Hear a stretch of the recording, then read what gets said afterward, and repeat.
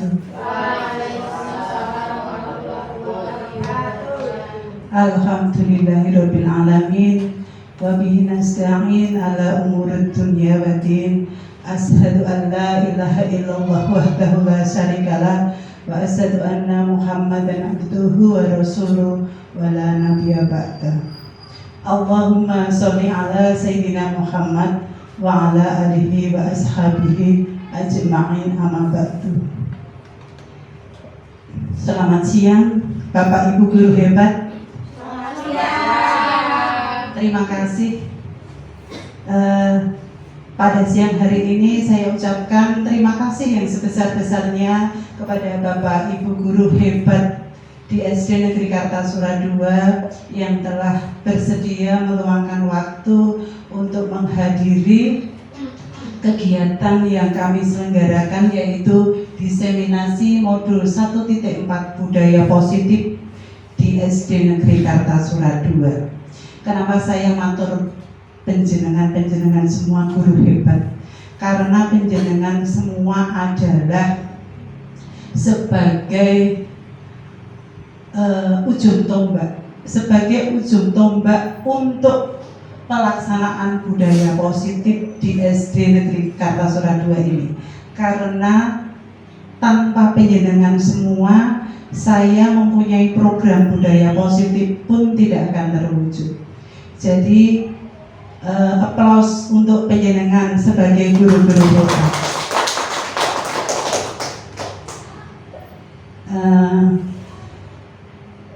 Bapak Ibu guru hebat SD Negeri Kartasura II, di sini saya akan menyampaikan diseminasi modul 1.4 budaya positif di sekolah.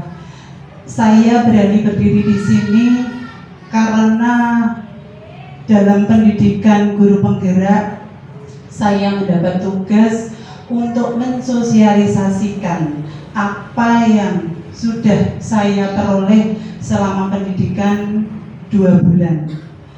Saya harus menyampaikan, menginformasikan kepada penjenengan semua agar nanti di SD Negeri Kartasura II ini akan tercipta budaya positif yang seperti kita harapkan.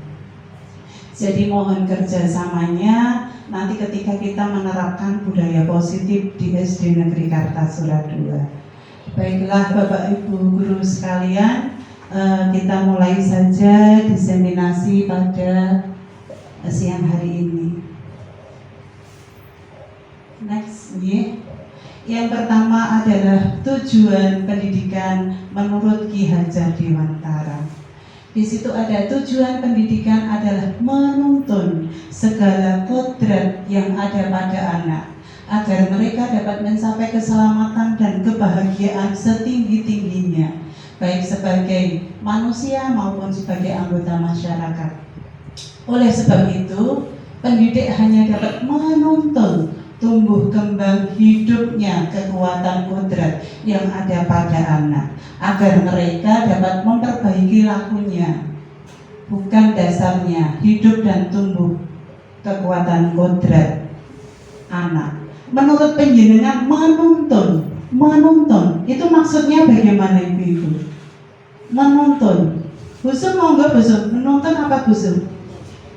Pakai nih. Busum berusaha.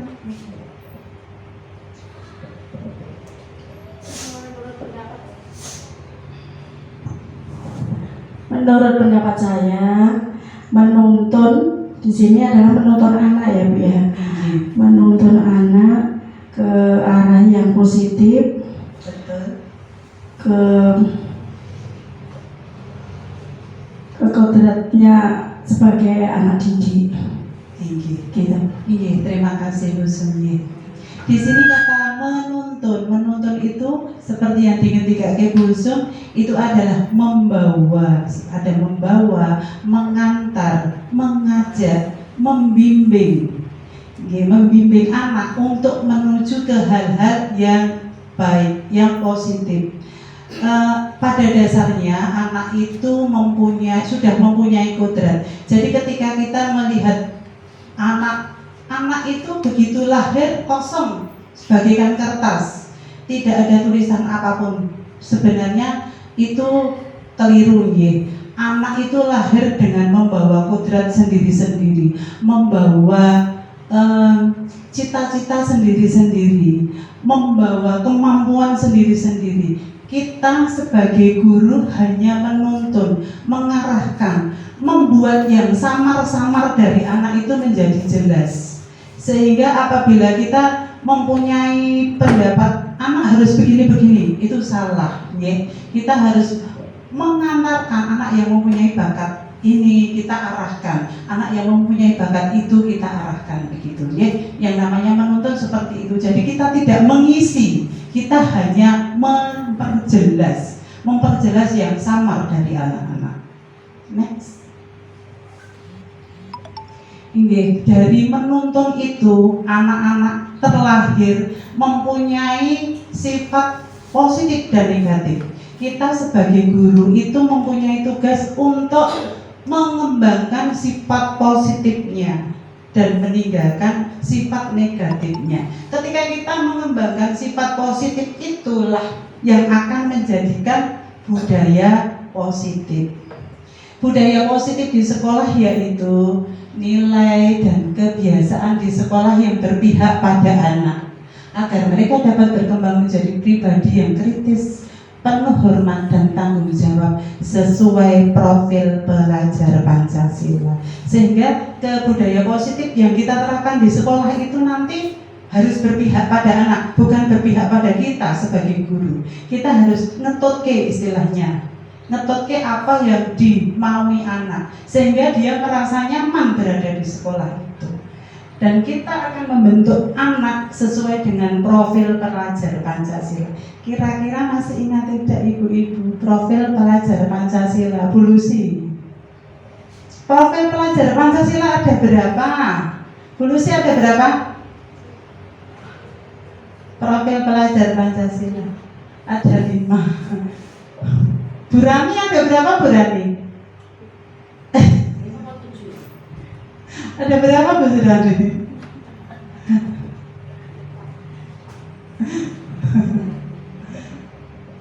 Bu Rosi? Ada 6. Iya betul, ada 6 ya. Ada 6. Apa saja Bu Rosi? Yang pertama beriman. Ya.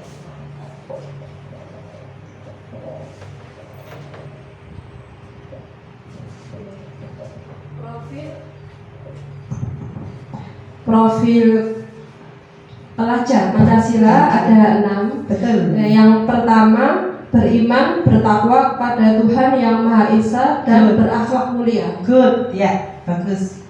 Kemudian kedua? Yang kedua mandiri. Sip. Ketiga bergotong royong. Betul.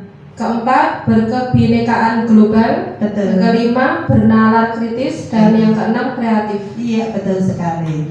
Ibu-ibu mungkin ibu-ibu sudah agak lupa ya, profil pelajar Pancasila itu ada 6.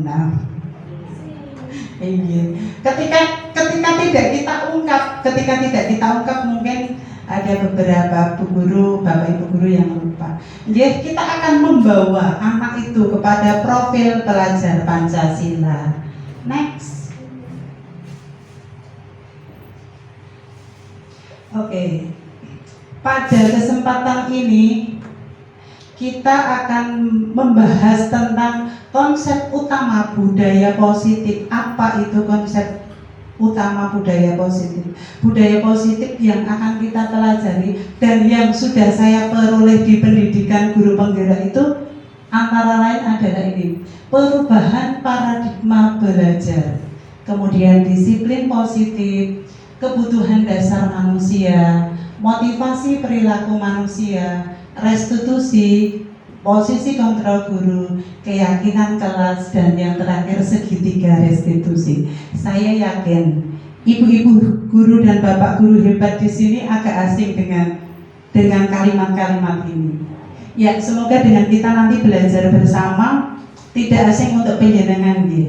Dan mohon maaf ibu bapak sekalian, ini nanti dengan belajar ini kita bisa merefleksi diri, kita bisa apa ya istilahnya, mengulas kembali yang sudah kita sampaikan kepada anak-anak. Oh, cara aku mengajar seperti ini sudah benar atau belum ya? Cara aku menyampaikan materi kepada anak seperti ini sudah benar atau belum ya? Karena materi ini yang saya dapatkan sesuai dengan filosofi Ki Hajar Dewantara. Saya mengakui ternyata setelah belajar ini saya jauh sekali. Yang saya lakukan itu bertolak belakang. Semoga nanti ibu bapak sekalian bisa merefleksi, oh aku sudah melaksanakan begitu ya. Kemudian ini ada next ya. Ada perubahan paradigma belajar. Dalam membangun budaya positif di sekolah, itu sekolah harus dapat menyediakan lingkungan yang positif, aman dan nyaman agar siswa mampu berpikir, bertindak dan menciptakan dengan merdeka, mandiri dan bertanggung jawab. Yang kedua, disiplin sangat berkaitan dengan kontrol guru terhadap murid.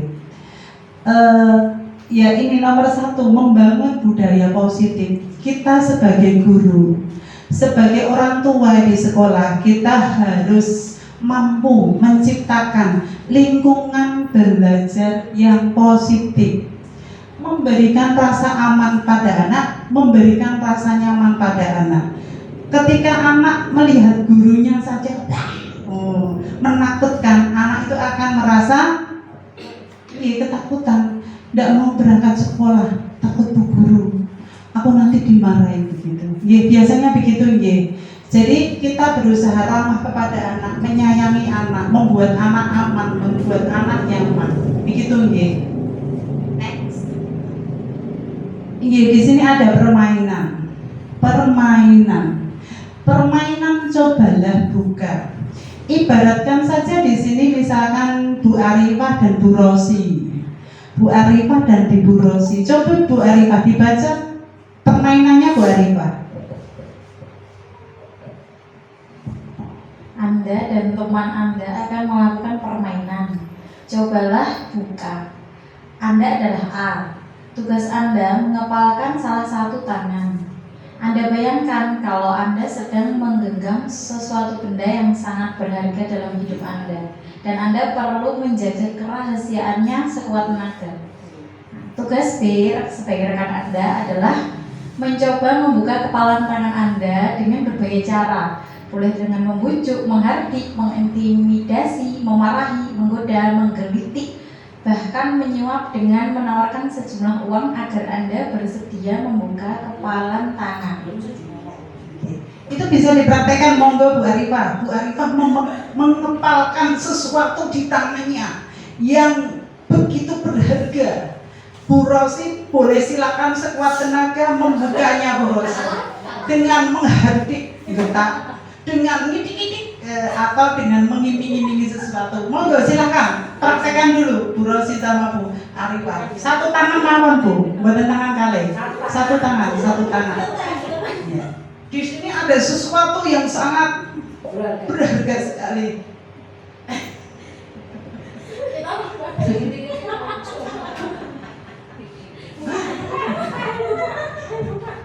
Seperti Bu Rosi. Kira-kira Bu Arifah mau membukanya tidak Bu Rosi? Sekarang ini praktek yang dilakukan Bu Rosi dan Bu Arifah. Ternyata Bu Arifah tidak mau membukanya. Alasannya kenapa Bu Arifah? Alasannya kenapa Bu Arifah tidak mau membuka? Ya, karena rahasia saya adalah milik saya sendiri dan nggak pengen orang lain tahu tentang rahasia saya. Betul sekali. Sesuatu yang ada di tangan kita, itulah kita yang menentukan. Kita yang menjaganya, kita yang membuatnya menjadi sesuatu yang istimewa. Ketika ada orang yang berusaha untuk membukanya, untuk melihatnya, itu ketika kita tidak mengizinkan, itu tidak akan terbuka. Demikian juga kepada anak, kepada anak. Anak itu juga mempunyai sesuatu yang sangat berharga, mempunyai sesuatu yang sebagai cita-citanya. Kita sebagai guru jangan suka memaksa, ibu nggih. Jangan suka memaksa anak dipaksa kudu begini. Itu salah satu kesimpulan dari permainan cobalah buka itu. Next. Ya, dari hal permainan ini tadi seorang psikiater dan pendidik Dr. William Glasser yang dalam bukunya berjudul Control Theory yang kemudian berkembang dinamakan Choice Theory itu meluruskan beberapa miskonsepsi tentang makna kontrol. Ternyata selama ini kita sebagai guru itu kita salah. Kita miss tentang apa artinya kontrol. Kita sebagai guru mengontrol murid.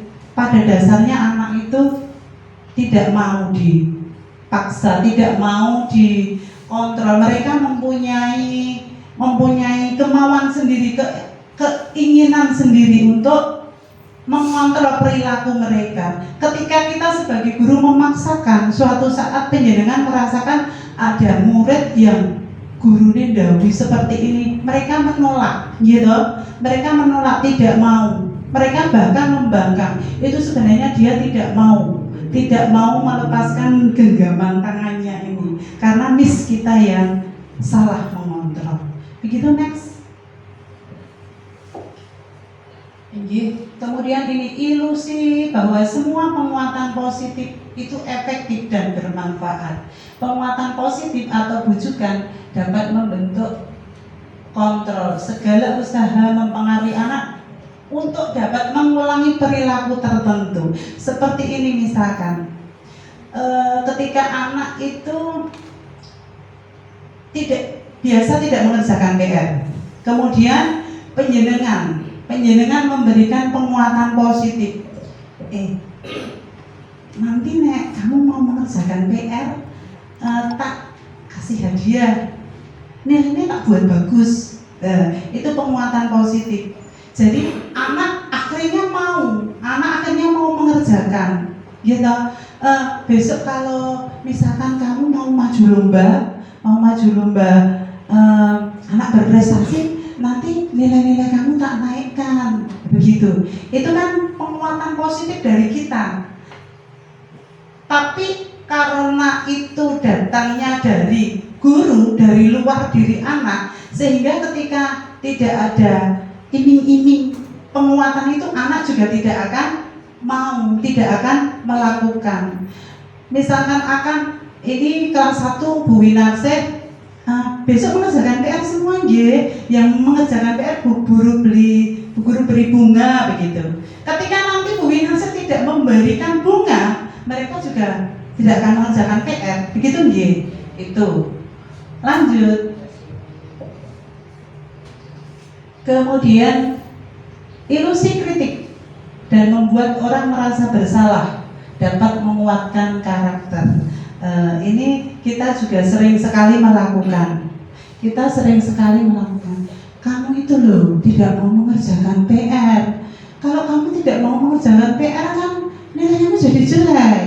Kalau nilai kamu jadi jelek, rapotnya juga jelek. Nek kamu nilai rapot kamu jelek, nanti tidak keterima di SMP negeri loh. Itu kan membuat anak merasa bersalah. Oh, berarti aku bersalah. Menurut Bu Guru, aku tidak bisa memberikan nilai yang bagus. Nanti nama baik sekolahku juga akan buruk. Nanti akan begitu loh. Begitu Jadi anak merasa bersalah. Loh, kalau karena kamu tidak mengerjakan PR, satu kelas dihukum semua. Begitu loh. Jadi anak merasa bersalah ketika anak melakukan kesalahan dan kita menjustice. Meskipun dengan suara halus, Bu Guru sok-sok nganggo suara, "Lho, warga kowe ra nggarap PR, Bu Guru ditukani Pak Kepala to, regane kan paling jobo. Kamu karena tidak mengerjakan PR kan kamu disuruh keluar." Maka Bu Guru jadi dimarahi Pak Kepala. Kenapa ada murid yang di luar? Begitu. Begitu. Lanjut. Kemudian yang ada lagi ilusi bahwa orang dewasa memiliki hak untuk memaksa. Itu yang biasanya kita lakukan. saya sendiri ngakoni, aku wong tua, aku guru, aku mesti paling pinter di antara anak-anak. Sehingga iya, kita memaksa, kamu harus begini, kamu harus begini, kamu harus begini. Nggih kulo sih nggih. Saya sendiri juga begitu. Ikut dulu. Nah, ternyata yang kita lakukan itu salah. Yang kita lakukan salah. Lanjut. Apa itu disiplin positif? Ketika Bapak Ibu guru mendengar kata disiplin, yang terlintas di pikiran penjenengan apa? Bu Lucy, yang terlintas di pikiran penjenengan apa ketika mendengarkan kata disiplin? Ya, anak-anak disuruh taat peraturan jelas. Iya, betul. Yang kita terima itu peraturan, sehingga membuat anak tidak nyaman. Ketika aku tidak memakai ikat pinggang, aku nanti dihukum bu guru. Peraturan membuat anak tidak nyaman. Sebenarnya disiplin itu berasal dari bahasa Latin disciplina, yang artinya belajar. Disiplin itu artinya belajar, bukan peraturan. Okay? Makna asal kata ini berkonotasi dengan disiplin diri, belajar untuk dirinya sendiri, belajar mengontrol dirinya sendiri, belajar untuk tidak dipengaruhi oleh orang lain. Begitu nggih. Tapi yang kita terima disiplin diri itu di sini, disiplin ini untuk membuat orang menggali potensinya. Jadi dia belajar untuk menggali kemampuannya, menggali apa yang dimilikinya. Namun yang kita dapatkan selama ini, budaya disiplin itu telah berubah seperti yang dingerti Bu Lucy tadi. Sesuatu yang dilakukan seseorang pada orang lain untuk mendapatkan kepatuhan cenderung umum. Dengan menghubungkan kata disiplin itu adalah tidak nyaman, ketidaknyamanan. Ngaten nggih. Dadosé disiplin itu sebenarnya kita bagaimana cara kita membuat anak itu menyadari, bisa menerapkan, oh ketika hari Senin saya harus pakai seragam lengkap.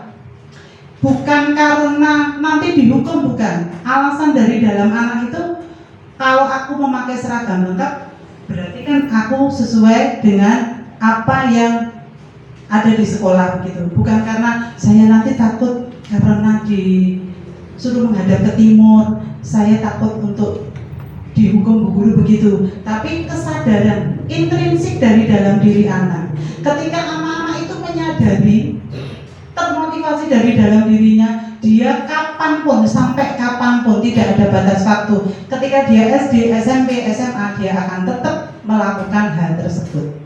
Nanti lanjut. Nah, di sini ada kebutuhan dasar manusia. Kadang-kadang kita sebagai guru itu kita belum menyadari kebutuhan dasar manusia. Itu kebutuhan dasar manusia, realitas atau kebutuhan setiap orang itu berbeda.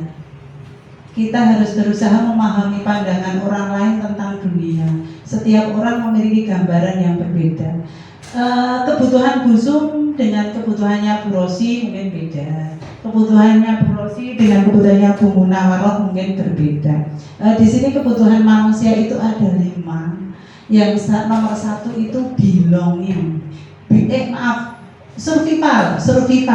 Survival itu bertahan hidup. Bertahan hidup itu hubungannya dengan fisiologis.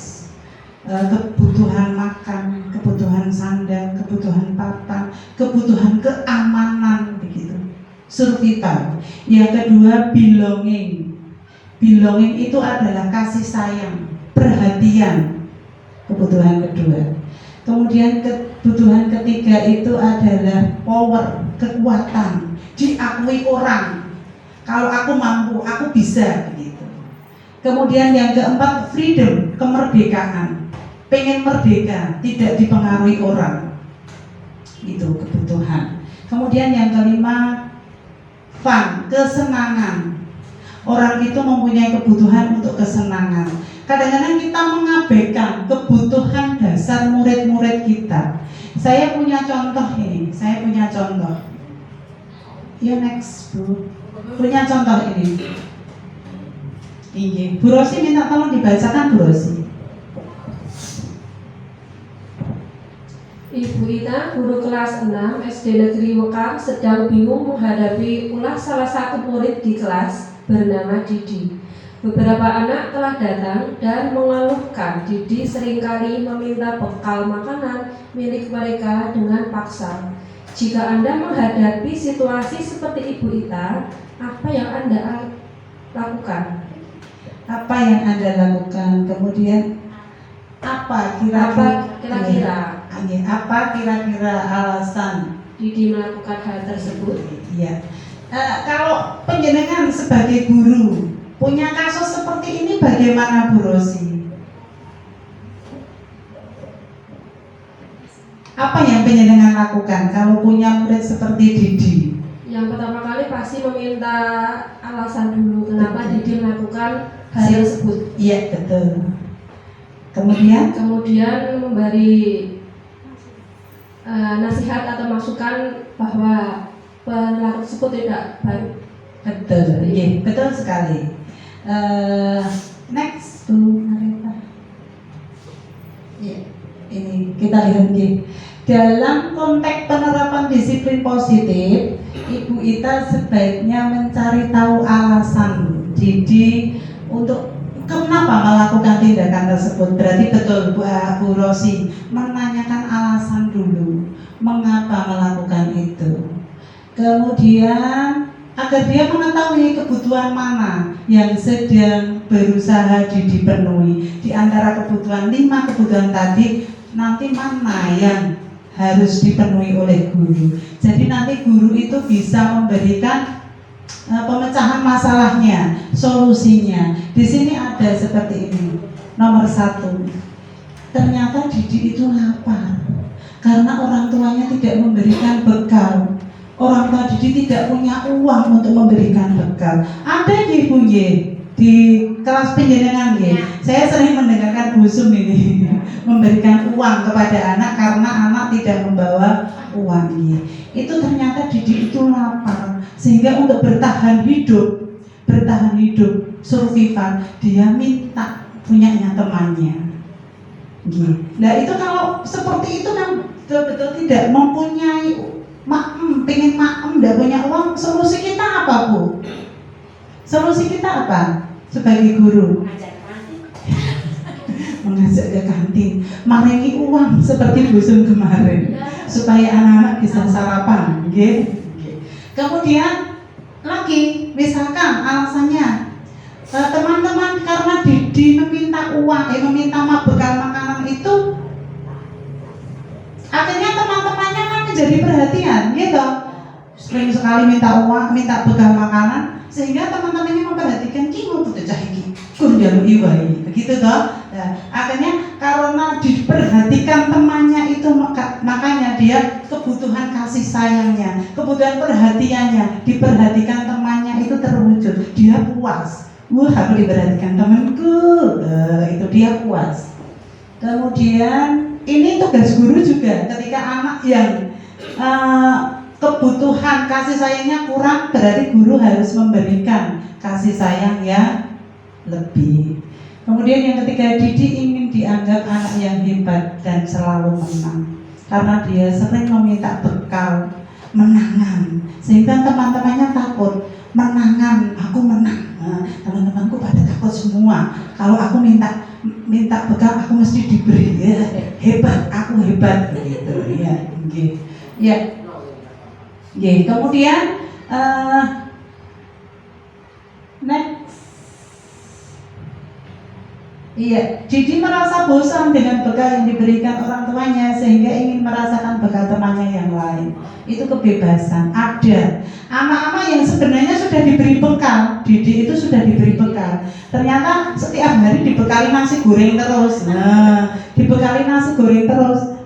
Ketika ada temannya yang membawa bekal ayam bakar, dia merebut.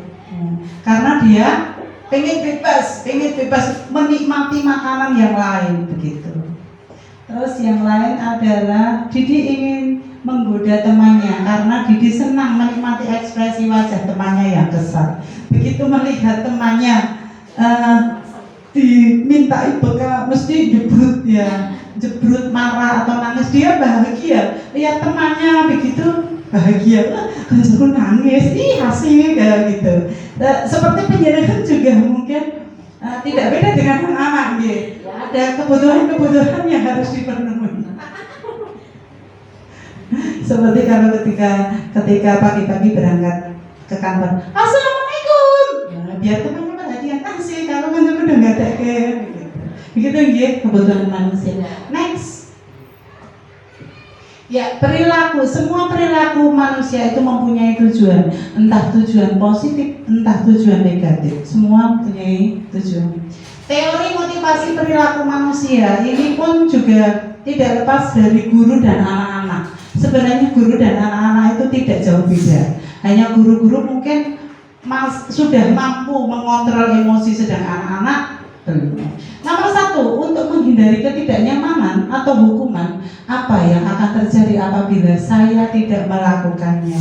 Contohnya begini, kita ada kegiatan pengajian tanggal 1 Januari apa tanggal 1 setiap tanggal 1 begitu ya, 1 apa begitu, Kecamatan Kartosuro mendapat bagian untuk pengajian di rumah dinas. Kita berusaha berangkat karena apa? Nanti kalau tidak berangkat harus tanda tangan 1. Kalau tidak berangkat kita dihukum. Hukumannya apa? Dimutasi.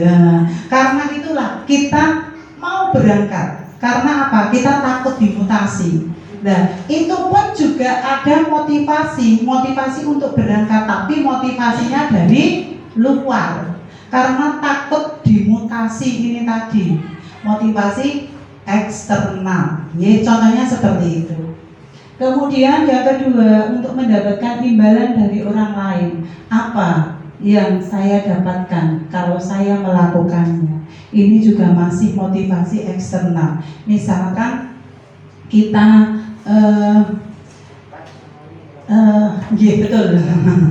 Kita sosialisasi apa diklat ke Sukoharjo. Itu Bu Rusi lebih pinter ya. Ketika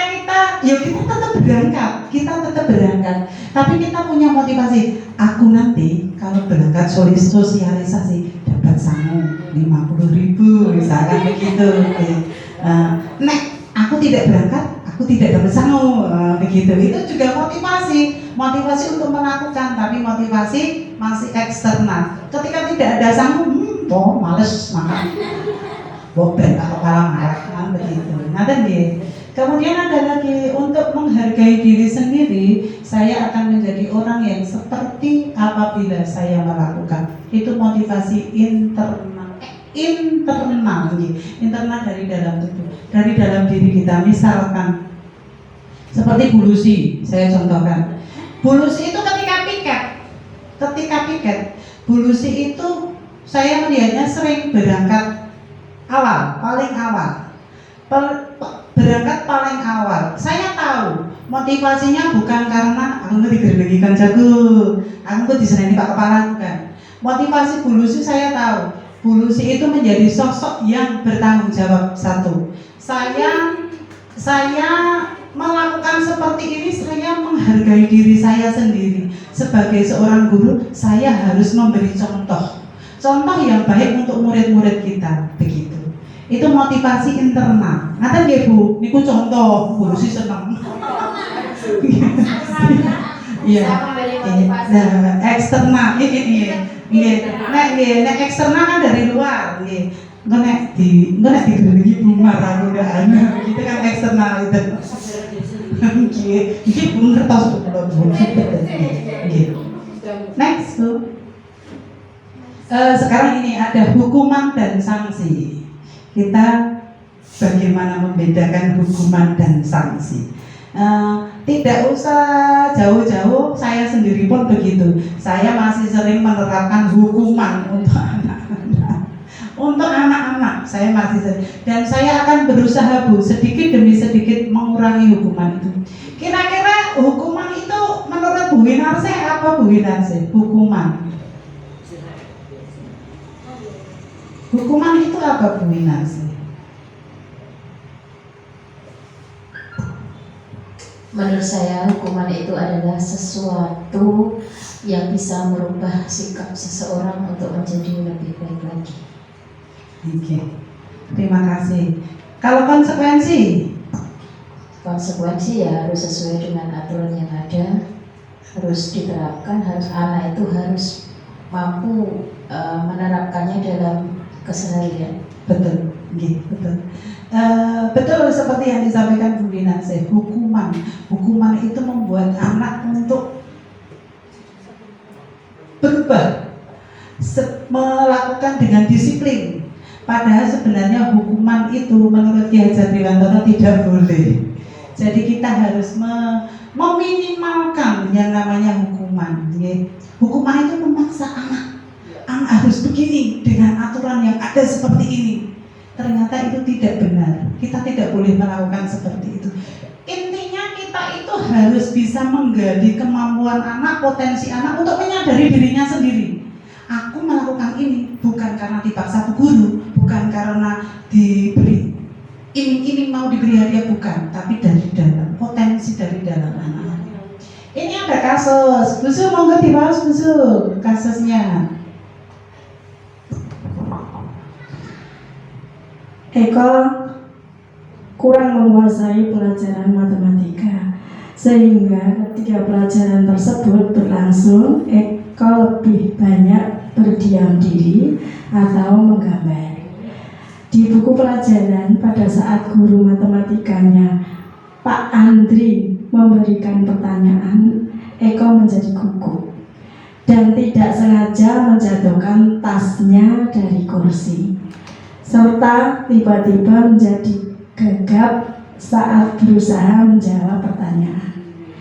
Seluruh kelas pun tertawa melihat perilaku Eko yang berbicara tergagap karena terkejut.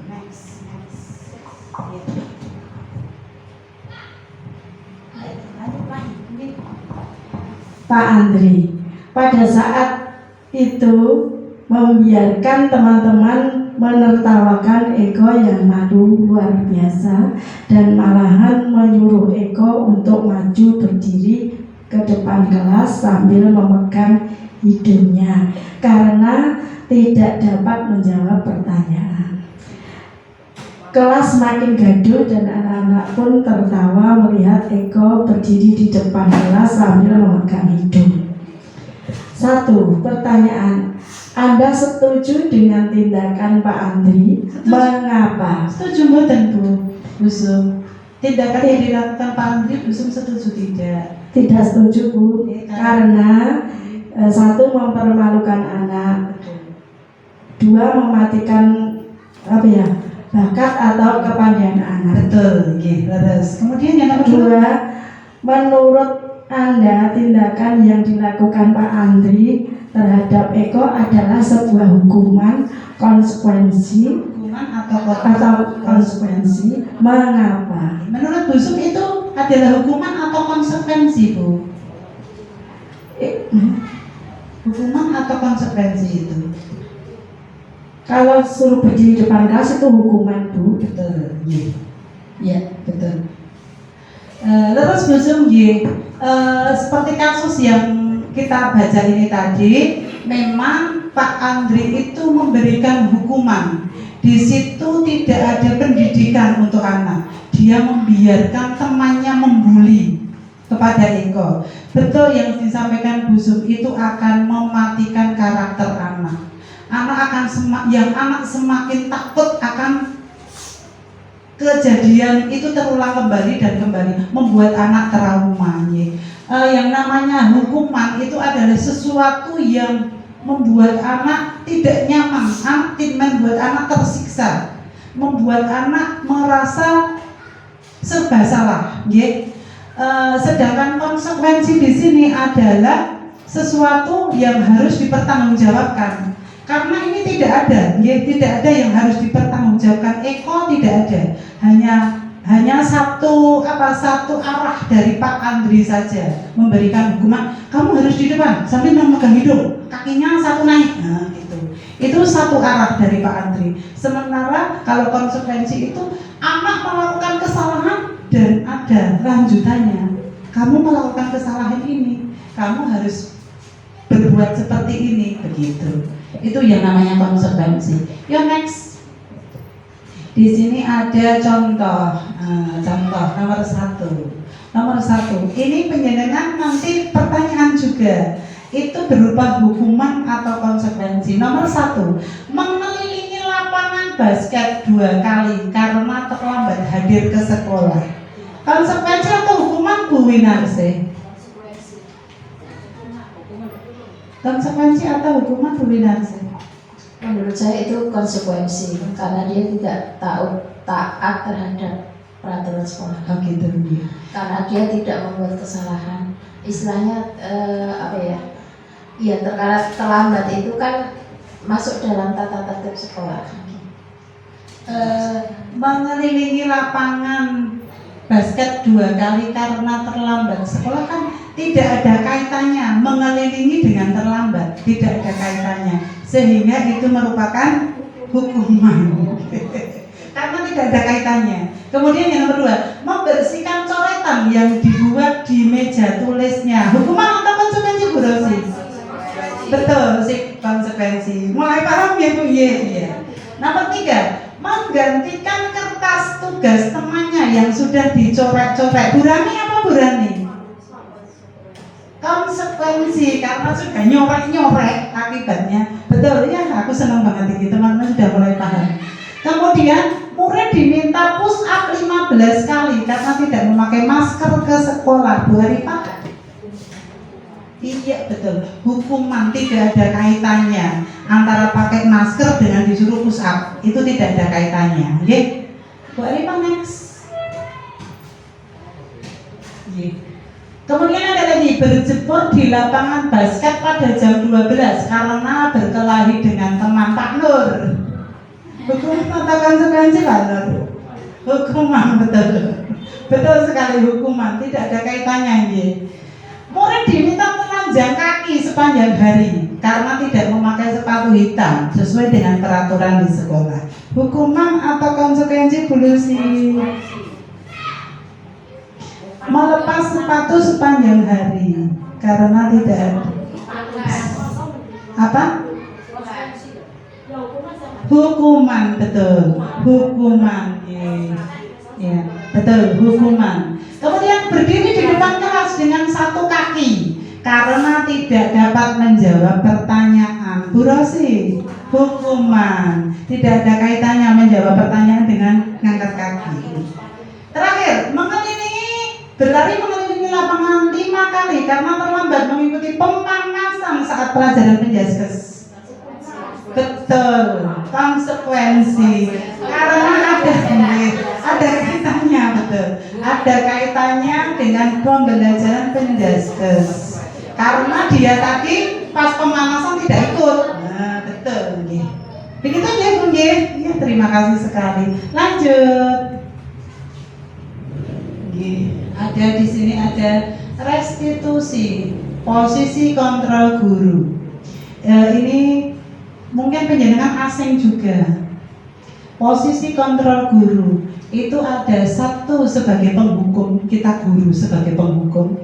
Ada lagi kita sebagai guru itu merasa anak-anak membuat merasa bersalah. Jadi kita memberitahu anak, loh gue ini bersalah, gue ini salah, begitu loh.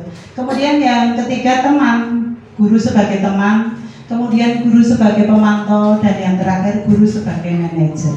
Nanti penjenengan bisa merefleksi, bisa menerapkan, oh aku masuk yang mana ya, yang penghukum atau pembuat merasa bersalah dan seterusnya. Ya next, ya, betul. Posisi kontrol guru yang itu sebagai penghukum, di perjelas bisa.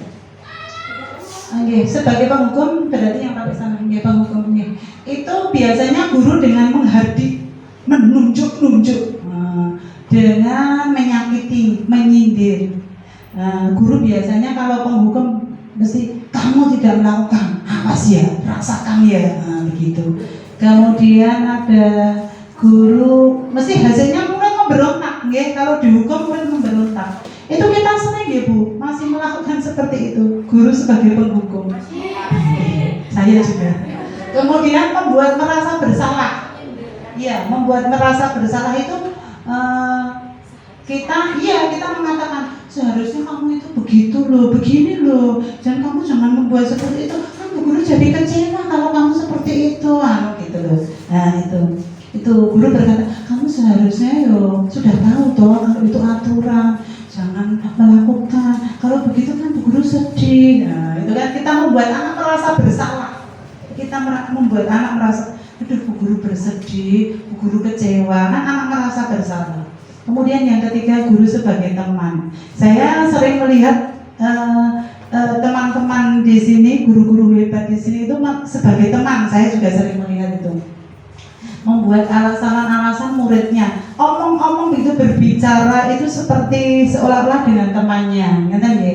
Ayolah lakukan, ini loh segera kerjakan PR, ayo segera kerjakan tugas biar cepat selesai, nanti kita segera pulang. Nah begitu sebagai teman. Akhirnya anak-anak itu jadi ketergantungan kalau gurunya tidak memberikan arahan-arahan, anak-anak harus tidak melakukan. Kemudian yang berikutnya adalah pemantau. Pemantau itu mengukur, menghitung apa peraturannya. Begitu. Contohnya gini, guru sebagai pemantau itu anak-anak terlambat, datang terlambat. Kamu datang terlambat. Nanti ketika istirahat, kamu tidak boleh istirahat. Kamu harus di dalam kelas mengerjakan tugas apa yang tadi kamu ketinggalan.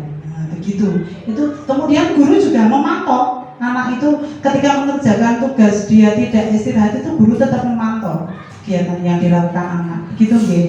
Gitu. Apa peraturannya menyesuaikan diri bila gurunya ngawasi terus dipentelangi terus, akhirnya kan anak tidak nyaman. Yang terakhir itu sebagai manajer, harapan kita semua yang nanti guru-guru hebat di Indonesia itu guru sebagai manajer ini. Guru sebagai manajer yaitu pertama mengajukan pertanyaan-pertanyaan seperti tadi ketika anak-anak mengambil bekal tadi seperti Bu Rosi yang disampaikan Bu Rosi, memberikan pertanyaan, dia mengajukan pertanyaan, menanyakan alasannya kenapa, apa yang kita yakini, apa yang bisa kita kerjakan untuk setelah kamu alasannya tahu, kamu melakukan ini alasannya ini, nah terus apa yang kamu lakukan nanti, nah gitu loh, guru menanyakan. Jadi kita tidak menyuruh anak kamu harus begini benar, tapi kita menggali anak. Kalau kamu melakukan ini nanti selanjutnya kamu akan melakukan apa? Simbol lakukan nanti apa gitu loh. Itu sehingga dia menguatkan pribadinya. Kalau misalkan tadi mengganggu teman, ya kalau kamu sudah mengganggu temanmu begitu nanti, terus yang mau kamu lakukan apa gitu. Ya sebagai manajer. Jadi tujuan utama kita nanti adalah guru sebagai manajer ini, bukan sebagai penghukum. Nggih Bu Lucy nggih. Ya next. Ini saged mirsani cekel diwaos. Monggo. Guru matematika dan wali kelas 8, Ibu Santi sakit sehingga tidak dapat masuk dan mengajar. Akhirnya dicarikan guru pengganti, Ibu Eni. Ibu Eni baru 2 tahun menjadi guru SMP. Beberapa murid perempuan, Vivi dan Natali, mengetahui hal ini dan mulai menggunakan kesempatan dan bersikap seenaknya, tertawa dan tidak mengindahkan kehadiran Bu Eni. Ibu Eni mencoba menyapa Vivi dan Natali dengan ramah, sambil mengingatkan mereka untuk tetap fokus pada pengerjaan tugas. Ayolah, tugasnya dikerjakan. Nanti ibu ditegur bapak kepala sekolah kalau kalian tidak kerjakan tugas. Tolong bantu ibu ya. Namun Vivi dan Natali malah jadi tertawa. Ah, ibu, santai aja bu. Mereka tetap tidak mengerjakan tugas dan malah mengobrol. Keesokan harinya, Ibu Santi memanggil Vivi dan Natali serta menanyakan tentang laporan Ibu Eni. Ibu Santi menanyakan apakah mereka bersedia melakukan memperbaiki permasalahan yang ada. Vivi dan Natali sempat ragu-ragu dan membela diri. Namun pada akhirnya mengatakan akan meminta maaf. Ibu Santi menanggapi bahwa tindakan itu boleh saja dilakukan bila mereka sungguh-sungguh ingin meminta maaf. Namun Ibu Santi menanyakan kembali, apa yang mereka bisa lakukan untuk menggantikan rasa tidak dihormati Ibu Santi.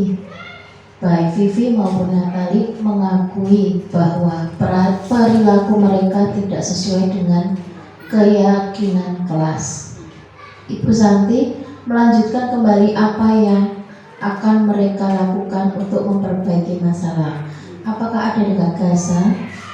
Setelah berpikir sejenak, Natali dan Vivi mengusulkan bagaimana kalau mereka mengadakan sebuah diskusi kelompok dengan teman-teman sekelasnya. Teman yang mereka pilih adalah penerapan keyakinan kelas, terutama tentang sikap saling menghormati dan bagaimana penerapannya di kehidupan sehari-hari di sekolah. Usulan kedua adalah mengirim email kepada Ibu Eni tentang gagasan mereka tersebut. Mereka pun memberitahu Ibu Eni bahwa mereka telah memberitahu kepala sekolah, Pak Hasan. Bila lain waktu ada ketiadaan guru, maka mereka akan mengusulkan Ibu Eni sebagai guru pengganti. Betul, seperti itu kasusnya. Kalau menurut Bu Winarsi itu Bu Eni tadi sebagai apa Bu? Kalau Bu Eni tadi sebagai apa? Ayolah, segera dikerjakan. Sebagai apa? Teman. Betul, sebagai teman. Sedangkan Bu Santi sebagai apa? Betul, Bu Santi sebagai manajer. Jadi penjelasan sudah bisa membedakan mana yang sebagai teman dan mana yang sebagai manajer. Kalau kasus-kasus seperti itu sudah paham Bu sebagai teman, sebagai itu masih ada kasus satu lagi sebenarnya biar mempercepat waktu karena saya melihat penjelasan sudah mulai paham. Kita lanjutkan di sini keyakinan kelas. Keyakinan kelas adalah nilai-nilai kebajikan atau prinsip-prinsip universal yang disepakati bersama secara universal, lepas dari perbedaan agama, suku, kemudian bahasa. Menurut Glaser tahun 1998, suatu keyakinan kelas akan lebih memotivasi seseorang dari dalam atau intrinsik. Seorang akan lebih semangat untuk menjalankan keyakinannya daripada hanya sekedar mengikuti peraturan. Maksudnya begini Bu, ketika kita membuat peraturan, guru membuat peraturan, sekolah membuat peraturan, anak itu menjalankan peraturan itu dengan terpaksa, gitu Bu, dengan terpaksa, dengan tidak nyaman itu tadi, dengan tidak nyaman terpaksa.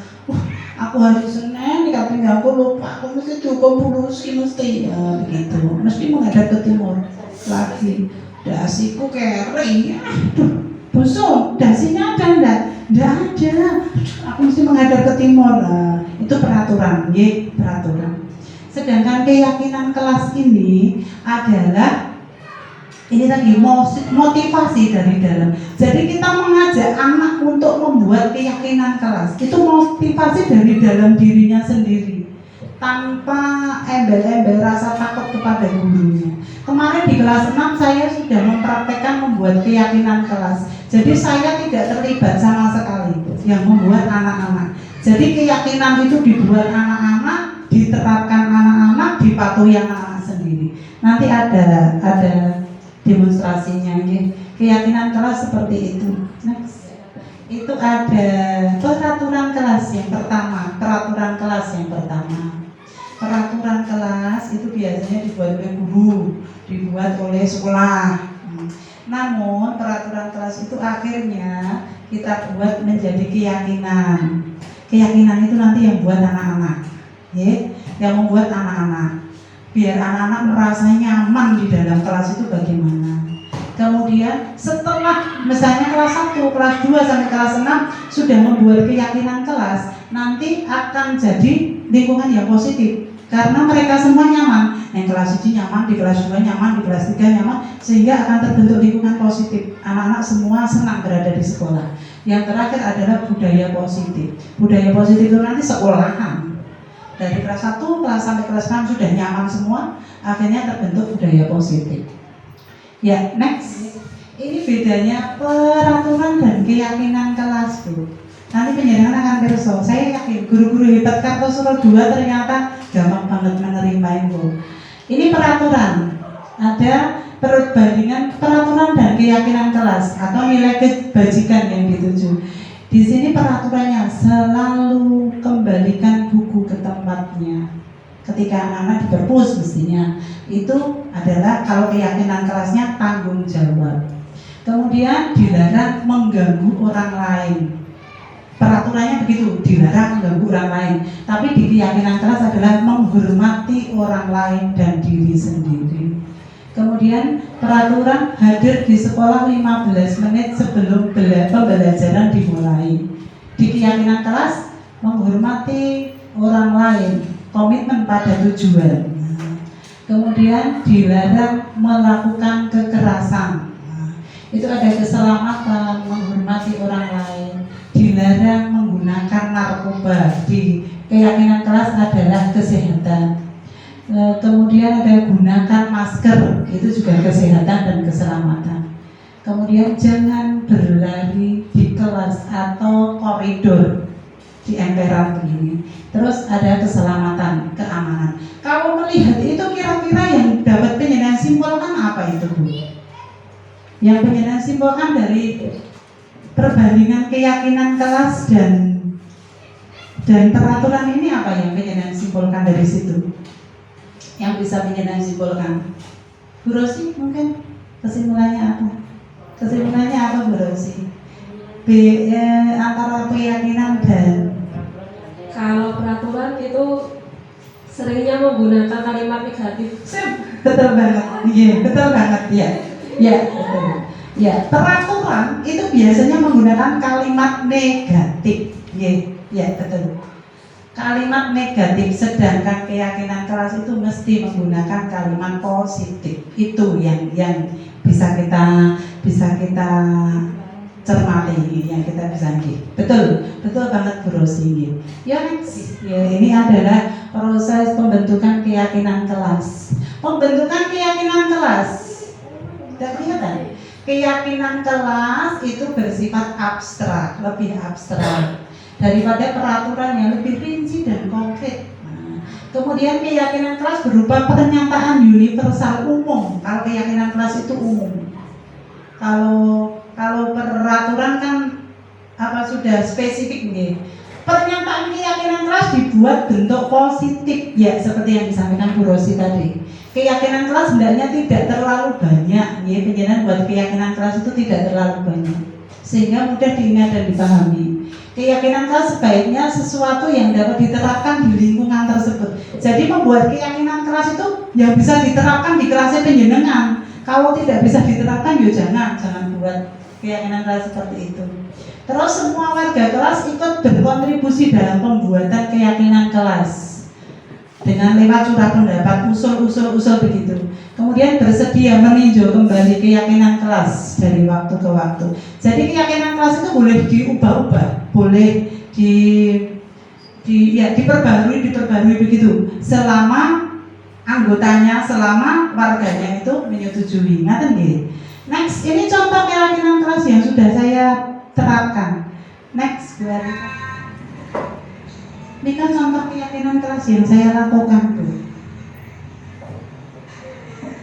Itu anak-anak memproses.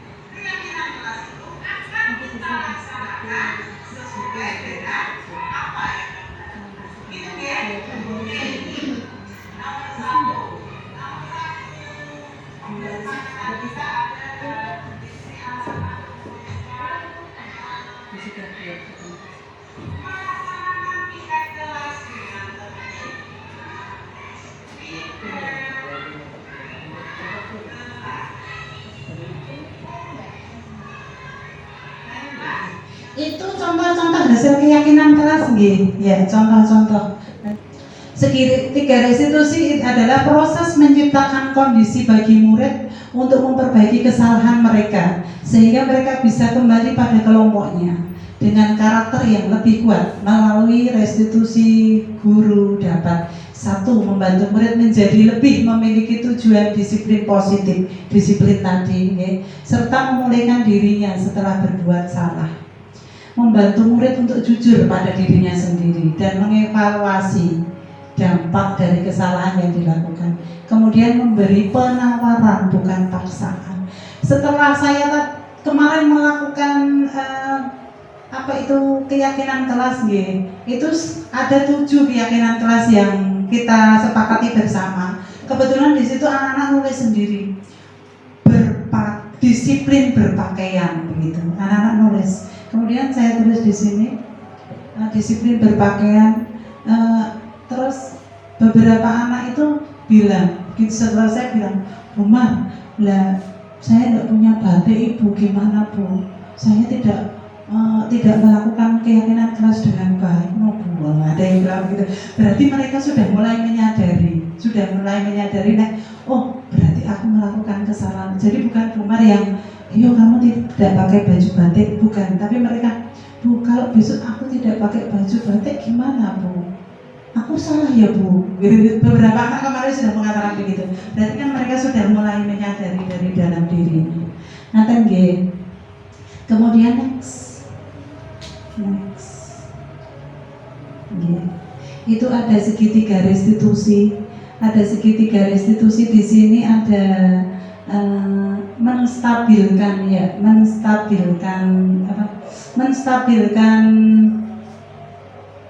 kesalahan. Bawah langsung iya betul. Nih langkah yang segitiga tadi, yang pertama yaitu menstabilkan identitas. Kita akan melakukan hal terbaik yang bisa kita lakukan. Kemudian yang kedua, validasi tindakan yang salah. Ketiga, menanyakan keyakinan kelas. Jadi kita menanyakan kepada anak, kamu melakukan kesalahan apa? Kenapa? Pertanyaan guru pertama bertanya dulu, mengapa kamu melakukan ini? Yang kedua, kenapa kamu melakukan kesalahan? Misalnya seperti kemarin, murid ada yang tidak pakai seragam. Loh, kok kamu tidak pakai baju seragam batik pakai baju olahraga atau kenapa? Kemudian dia akan menjawab alasannya. Setelah itu dia akan menerapkannya dalam keyakinan kelas. Nanti saya ada videonya juga nanti. Yuk next, lanjut.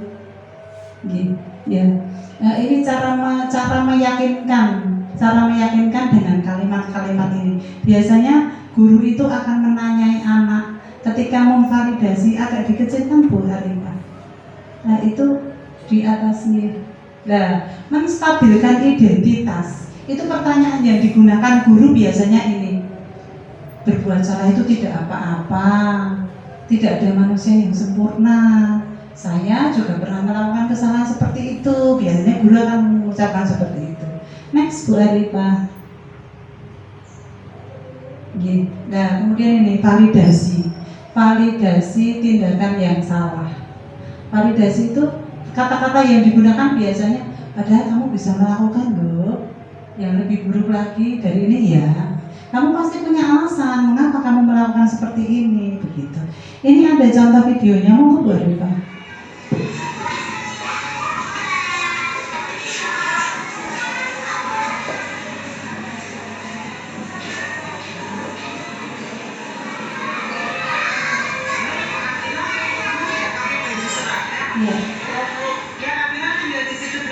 Ini menstabilkan ya.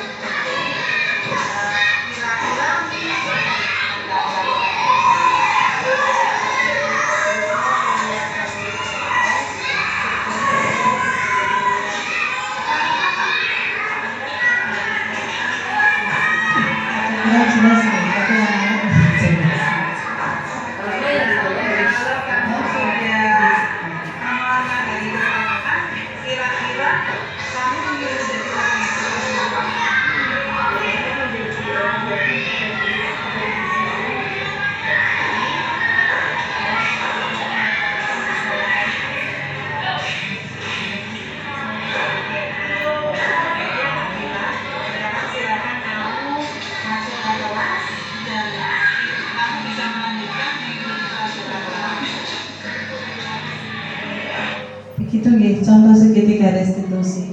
Ini contoh-contoh ibu-ibu bapak, contoh-contoh penerapan budaya positif yang sudah kita laksanakan. Saya yakin di kelas penjenengan juga sudah ada nih. Ini yang ada di SD Negeri Kartasura 2 kita sudah menerapkan keyakinan keras itu. Budaya positif, maaf. Budaya positif bertegur sapa dengan teman. Lanjut. Kemudian piket bersama, lanjut ya. Ini berbaris di sebelum masuk kelas, kemudian berdoa bersama itu berdoa, kemudian menyanyikan lagu Indonesia Raya, budaya literasi, kemudian ini angkat tangan ketika sedang bertanya, angkat tangan. Kemudian kegiatan market day sudah kita lakukan. Lanjut, kemudian kegiatan upacara bendera dengan di situ. Ada piket menyiram bunga, Jumat berkah, kemudian pembelajaran BTQ, ada jamaah sholat bersama, kemudian gerakan infak. Di SD kita sudah menerapkan hal itu, budaya positif tersebut. Nah, Bu, Pak, terima kasih. Semoga bermanfaat. Matur nuwun, Ibu Bapak guru hebat semuanya. Saya yang menyampaikan materi hanya sekedar menyampaikan, dan sebagai manusia biasa tidak ada yang sempurna. Apabila ada salah kata, mohon maaf yang sebesar-besarnya. Akhirul kalam, wassalamualaikum warahmatullahi wabarakatuh.